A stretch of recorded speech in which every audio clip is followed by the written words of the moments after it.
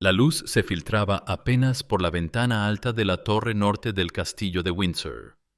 Un niño de 13 años, con rasgos que no encajaban en los retratos oficiales de la familia real, miraba a través de los barrotes hacia un mundo que nunca sería suyo. Se llamaba Johnny, príncipe Juan de Inglaterra, pero su nombre había sido borrado de todos los documentos oficiales desde que cumplió 4 años. No era el heredero prometido, no era el hijo perfecto. Era simplemente una vergüenza viviente para la casa de Windsor. Sus manos pequeñas, con dedos más cortos de lo esperado, se aferraban a una muñeca de trapo que una sirvienta le había regalado en secreto. Ya no era realmente un príncipe, ya no tenía tutores reales, ya no existía para la historia oficial. Solo quedaba un niño enfermo en una torre olvidada, esperando una muerte que llegaría demasiado pronto. Dicen que el cuerpo no miente, y el de Johnny contaba una historia que la corona británica se negaba a escuchar. Que la sangre real también podía crear diferencias, que los genes no distinguían entre plebeyos y aristócratas, que la naturaleza no respetaba las ideas humanas sobre perfección divina. Esa mañana de enero de 1919, cuando encontraron su cuerpo inmóvil en la cama estrecha de la torre, el mundo nunca supo que había muerto un príncipe. Los periódicos no publicaron obituarios. No hubo funerales de Estado. Solo una nota breve en los archivos privados. El joven J falleció durante la noche. Causas naturales. Para la historia oficial, Johnny nunca había existido. Pero su tragedia no era única. Era solo la más reciente en una cadena de horror que se extendía por todas las casas reales de Europa. Durante siglos, los palacios habían ocultado a sus príncipes y princesas nacidos con síndrome de Down, encerrándolos en torres, conventos y granjas remotas. Sus propias familias los borraron de la existencia, prefiriendo fingir que habían muerto en la infancia antes que admitir que el derecho divino podía crear imperfección. Esta es la historia de esos niños sin nombre. Los príncipes fantasma. Los herederos borrados. Los que amaron y fueron amados, pero nunca reconocidos. Los que demostraron que la crueldad más terrible no viene de los enemigos, sino de aquellos que deberían protegernos.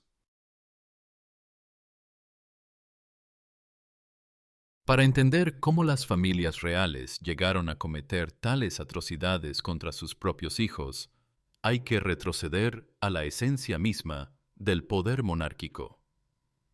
En los siglos XV al XX, las dinastías europeas justificaban su autoridad a través de una mentira sagrada: la pureza de sangre y el derecho divino. Los reyes no gobernaban por consenso popular o mérito personal, sino porque Dios supuestamente había bendecido su linaje con perfección superior. Cada hijo real nacía cargando el peso de esta mitología. Se esperaba que fueran físicamente perfectos, intelectualmente superiores, moralmente impecables. Un príncipe con síndrome de Down no era solo un niño diferente, era una herejía viviente que cuestionaba toda la estructura del poder. La Casa de Habsburgo fue la primera en enfrentar este dilema sistemáticamente. En 1492, cuando nació el archiduque Ferdinand, con rasgos característicos del síndrome de Down, el emperador Maximiliano I tomó una decisión que marcaría el patrón para los próximos 400 años. El niño desapareció oficialmente a los 6 meses de edad. Los registros históricos afirman que murió de debilidad congénita, pero archivos privados descubiertos en el siglo XX revelaron la verdad.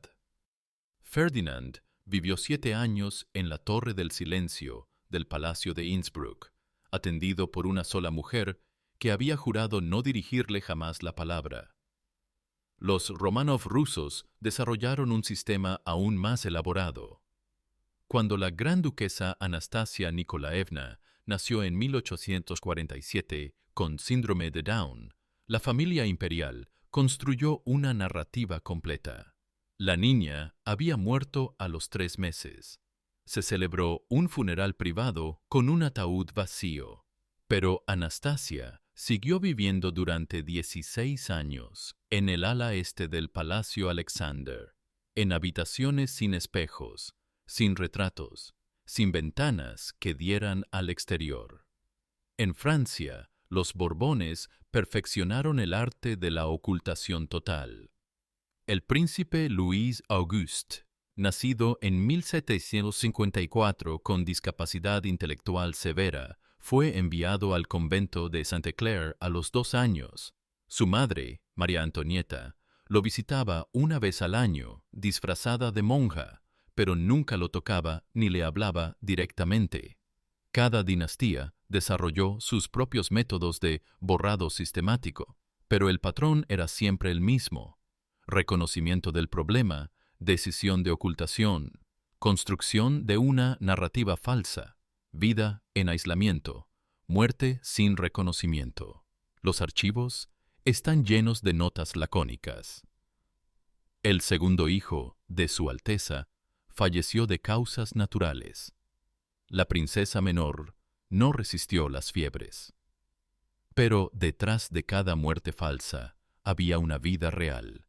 Niños que reían, que aprendían, que sentían, que desarrollaban vínculos profundos con sus cuidadores silenciosos, que pintaban con dedos torpes pero expresivos, que cantaban melodías que nadie más escuchaba, que preguntaban por sus padres sin recibir respuestas. La medicina de la época no tenía nombre para su condición. Los doctores hablaban de debilidad mental congénita, sangre empobrecida, castigo divino por pecados ancestrales. Nadie entendía que el síndrome de Down era simplemente una variación genética natural, tan común en palacios como en chozas. Sin embargo, no toda la historia de estos niños príncipes está marcada por la crueldad. Entre las sombras del poder, existieron personas extraordinarias que arriesgaron todo para mostrar humanidad hacia los más vulnerables. Eran sirvientes, monjas, jardineros, cocineras, gente sin títulos nobiliarios, pero con corazones gigantes que compensaron el abandono de las familias reales. Sister Margaret O'Brien fue una de ellas. Durante 20 años cuidó del príncipe Patrick de Irlanda en el convento de Santa Brígida. Patrick había nacido en 1823 con síndrome de Down y fue declarado oficialmente muerto a los 6 meses. Pero Sister Margaret descubrió que el niño tenía una memoria musical extraordinaria. Podía reproducir perfectamente cualquier melodía después de escucharla una sola vez. En secreto, le enseñó a tocar el arpa, y Patrick componía piezas de una belleza desgarradora que solo las paredes del convento conocieron. Thomas Whitmore, jardinero del castillo de Windsor, desarrolló una relación especial con el príncipe Johnny durante sus últimos años. Contra todas las órdenes, llevaba al niño a caminar por los jardines secretos del palacio durante las madrugadas, cuando nadie más estaba despierto. Johnny tenía una habilidad sorprendente para predecir el clima. Podía anunciar con días de anticipación si vendría lluvia o sol. En el Palacio de Versalles, Madame Clotilde Dubois, antigua institutriz real, fue asignada secretamente para cuidar de la princesa Marie Claire, nacida en 1789 con síndrome de Down y oficialmente muerta durante los tumultos revolucionarios. Madame Dubois descubrió que Marie Claire tenía una empatía emocional excepcional. Podía percibir instantáneamente el estado de ánimo de cualquier persona y reaccionar con gestos de consuelo extraordinariamente precisos. Estas historias de cuidadores revelan una verdad que las familias reales se negaban a aceptar. Sus hijos con síndrome de Down no eran cargas o vergüenzas, sino seres humanos con capacidades únicas y extraordinarias. Muchos desarrollaron talentos que, en circunstancias normales, habrían sido celebrados como dones excepcionales.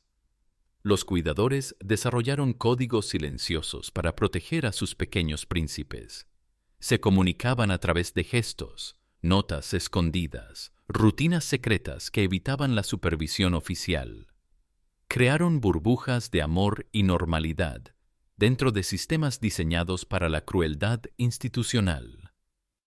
Al final, la historia real de estos príncipes olvidados no está en los archivos oficiales, sino en los testimonios fragmentarios de cocineras que les guardaban dulces extra, jardineros que les enseñaban nombres de flores, monjas que les cantaban nanas, gente común que demostró más nobleza que toda la sangre azul de Europa. El mecanismo de ocultación de estos niños requería complicidad a niveles impensables. No bastaba con apartar al niño. Había que construir y mantener elaboradas mentiras que involucraban médicos, sirvientes, funcionarios religiosos, registradores civiles y hasta periodistas. La conspiración del silencio se extendía como una telaraña por todos los niveles de la sociedad europea. Los médicos reales jugaron un papel crucial y moralmente repugnante. Dr. Heinrich von Strasser, médico personal de los Habsburgo durante 30 años, desarrolló un sistema de diagnósticos falsos que se convirtió en modelo para otras cortes. Cuando nacía un niño con síndrome de Down, von Strasser certificaba inmediatamente debilidad cardíaca congénita incompatible con la vida y pronosticaba muerte inminente. Sir James Crawford, médico personal de la reina Victoria, perfeccionó estas técnicas para el caso del príncipe Johnny. Crawford convenció a la familia real de que la condición de Johnny era degenerativa y contagiosa, sugiriendo que podría afectar la salud mental de otros miembros de la familia. Esta mentira médica justificó el aislamiento total del niño. La Iglesia Católica se convirtió en cómplice sistemática a través de una red de conventos especializados en niños especiales de familias distinguidas. Mother Superior Adelaide del convento de San José en España desarrolló protocolos específicos. Los niños llegaban oficialmente como huérfanos sin identidad. Sus nombres reales nunca se pronunciaban, y las religiosas tenían prohibición absoluta de indagar sobre sus orígenes. Los funcionarios civiles desarrollaron sistemas burocráticos sofisticados para borrar identidades. Registros de nacimiento eran alterados retroactivamente. Certificados de defunción se emitían sin cuerpos, y testamentos familiares se modificaban para eliminar menciones de hijos problemáticos. Periodistas y cronistas reales participaron activamente en la construcción de narrativas falsas. Cuando el príncipe Alberto de Sajonia nació en 1856 con síndrome de Down, los periódicos alemanes publicaron detalladas descripciones de su robusta salud y inteligencia precoz durante meses, mientras el niño real vivía escondido en un castillo de Baviera. Esta red de mentiras requería un mantenimiento constante y costoso. Se pagaban sobornos perpetuos, se amenazaba a testigos potenciales, se destruían documentos comprometedores. El costo económico de mantener estas mentiras era enormemente superior al que habría representado simplemente aceptar y cuidar apropiadamente a estos niños. La conspiración funcionó tan eficientemente que algunos de estos niños permanecen sin identificar hasta hoy. Archivos descubiertos en el siglo XX han revelado referencias codificadas a casos especiales y residentes sin nombre en docenas de instituciones europeas. Pero las identidades reales de los tratamientos médicos que recibían estos niños revelan otro nivel de crueldad institucional. En una época donde la medicina comenzaba a desarrollar enfoques más científicos, los príncipes con síndrome de Down fueron sometidos a tratamientos que eran más experimentos de ocultación que intentos genuinos de curación. Dr. Wilhelm Erb, médico personal del Kaiser alemán, desarrolló un protocolo de corrección facial que se aplicó secretamente al príncipe Heinrich de Prusia, nacido en 1862, con síndrome de Down. El tratamiento incluía masajes faciales agresivos con instrumentos de metal diseñados para remodelar los rasgos característicos del síndrome.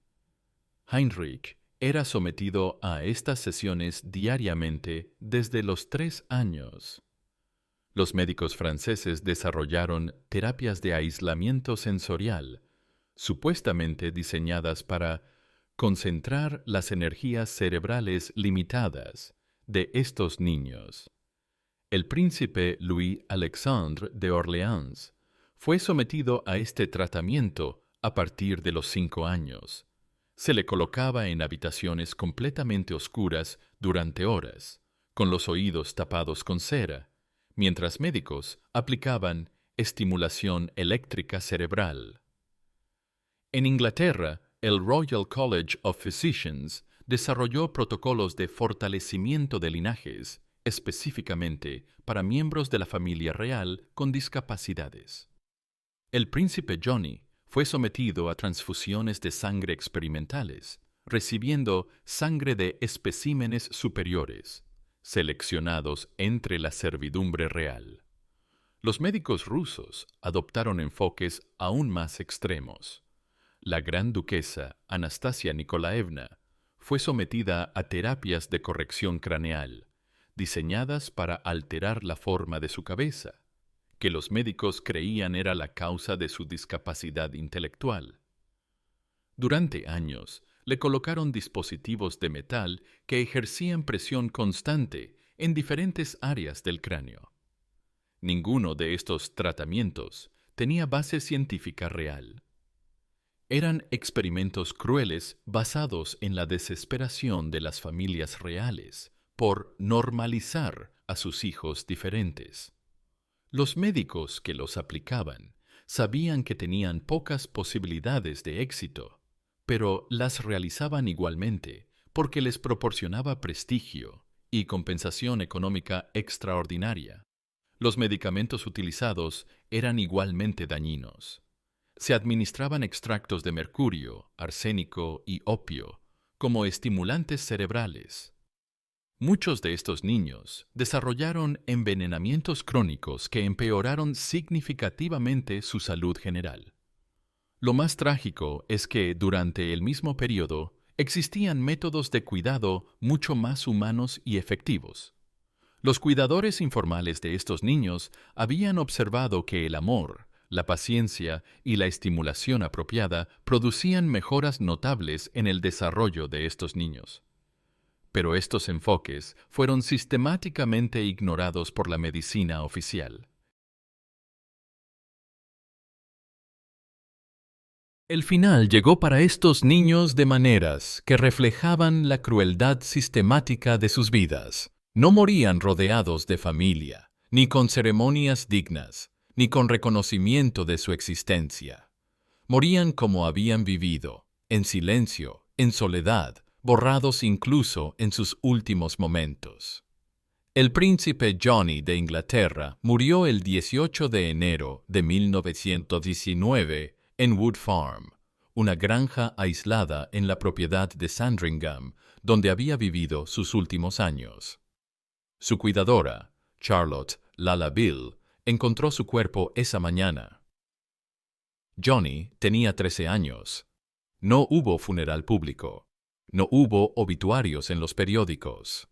Su muerte fue registrada en una nota privada enviada a familiares cercanos. La gran duquesa Anastasia Nikolaevna de Rusia murió en circunstancias aún más trágicas. En marzo de 1863, después de 16 años de aislamiento en el Palacio Alexander, desarrolló lo que los médicos describieron como deterioro mental súbito. En realidad, había comenzado a hacer preguntas insistentes sobre por qué nunca veía a otros miembros de su familia. Su curiosidad creciente alarmó a la corte imperial. El príncipe Louis Alexandre de Orleans murió durante uno de los tratamientos de electroterapia del doctor Jean-Baptiste Charcot. En agosto de 1871, después de 6 años de sesiones regulares de estimulación cerebral, Louis Alexandre sufrió lo que los registros médicos describen como convulsiones cerebrales irreversibles. Durante una sesión particularmente intensa, tenía 11 años. Cada muerte seguía el mismo patrón: ocultación de las verdaderas causas, eliminación rápida del cuerpo, destrucción de pertenencias personales y silencio absoluto. Los sirvientes que habían cuidado a estos niños eran trasladados inmediatamente a otras propiedades, a menudo en países diferentes, para prevenir que hablaran de sus experiencias. Los registros médicos de estos niños también desaparecieron misteriosamente después de sus muertes. Dr. Heinrich von Strasser destruyó todos sus archivos antes de morir. Dr. James Crawford quemó sus notas sobre el príncipe Johnny en 1920. Sin embargo, algunos testimonios sobrevivieron en lugares inesperados. Confesores, sirvientes ancianos y cuidadores ocasionales dejaron registros fragmentarios que revelan los últimos momentos de estos niños olvidados. Estas fuentes coinciden en un detalle desgarrador. Muchos de estos niños murieron preguntando por sus padres, pidiendo ver a sus hermanos, o simplemente repitiendo los nombres de familiares que nunca los habían visitado. Sister Margaret O'Brien, la monja que cuidó del príncipe Patrick de Irlanda, escribió en una carta a su hermana: Patrick murió como había vivido, con una sonrisa. Sus últimas palabras fueron: música para mamá. Llevaba 17 años esperando que su madre viniera a escuchar las canciones que componía para ella. Siglos después de que el último de estos príncipes muriera en su torre silenciosa, su ausencia sigue hablando más fuerte que las voces de todos los herederos reconocidos. En una época donde las familias reales europeas buscan desesperadamente modernizar su imagen, los fantasmas de estos niños borrados emergen como acusaciones silenciosas contra la hipocresía fundamental de la monarquía hereditaria. Las casas reales actuales han comenzado, tardíamente, a reconocer la existencia de estos familiares ocultos. En 2003, el Palacio de Buckingham admitió oficialmente por primera vez la existencia del príncipe Johnny en una exposición sobre la historia familiar de los Windsor. Pero la descripción fue aséptica, clínica. El príncipe John vivió con epilepsia y otras condiciones de salud que requerían cuidado especializado hasta su muerte en 1919. No hubo disculpas. En España, los archivos reales liberaron en 2010 documentos que confirmaban la existencia de al menos 3 infantes con síndrome de Down en los siglos XVII y XVIII. Pero los documentos estaban tan censurados que era imposible determinar sus nombres, ubicaciones o destinos específicos. Los Habsburgo han mantenido un silencio absoluto. Ningún miembro actual de la familia ha comentado públicamente sobre los príncipes ocultos de sus antepasados. Los archivos familiares permanecen sellados y las solicitudes de investigadores académicos son sistemáticamente denegadas. Pero la historia tiene maneras de escapar del control de quienes intentan suprimirla. En los últimos 20 años, investigadores independientes han utilizado técnicas forenses modernas para revelar la extensión real de estos ocultamientos. Los resultados son devastadores. Se estima que entre 1450 y 1920, al menos 127 niños de familias reales europeas nacieron con síndrome de Down o discapacidades intelectuales similares. Solo 12 fueron reconocidos oficialmente en registros públicos.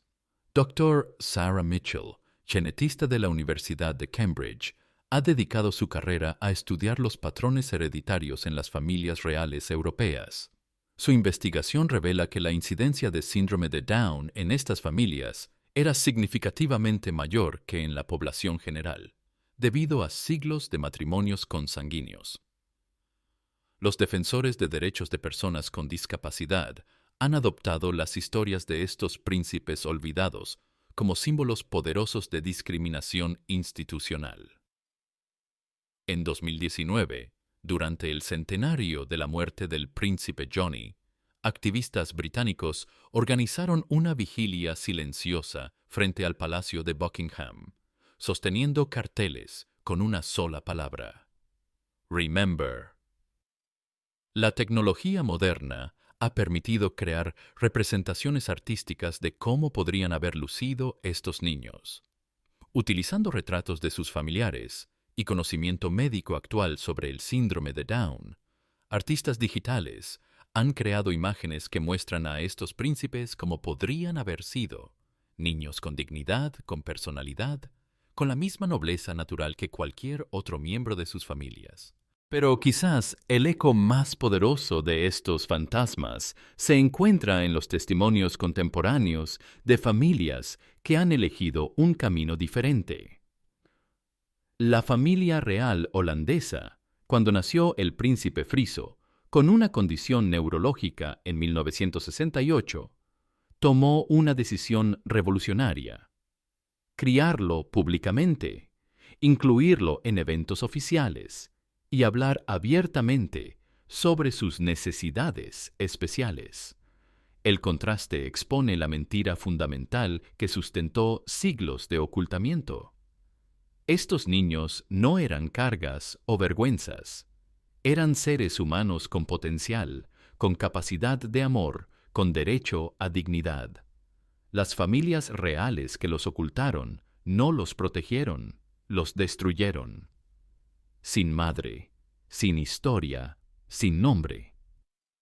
Así vivieron los príncipes que nunca existieron oficialmente.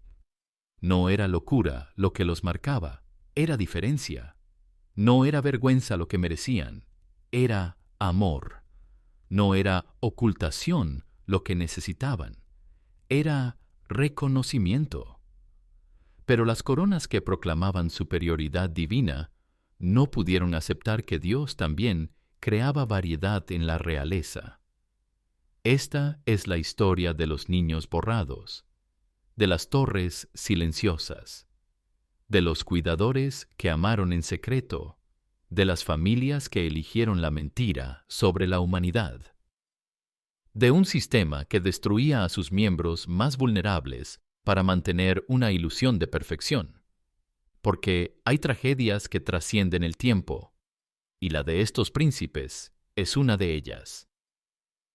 Su silencio aún resuena en cada palacio europeo, recordando que el poder sin compasión es solo tiranía disfrazada de nobleza.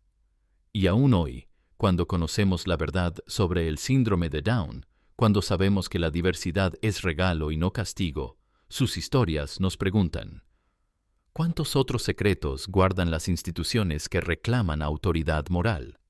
¿Cuántas otras víctimas han sido borradas para mantener narrativas convenientes? Los príncipes fantasma murieron, pero su memoria vive. En cada niño con síndrome de Down que hoy es amado públicamente, celebrado, educado. En cada familia que elige la inclusión sobre la vergüenza, en cada sociedad que reconoce que la perfección no existe, pero la dignidad humana sí. Así mueren los secretos, no con explosiones, sino con luz.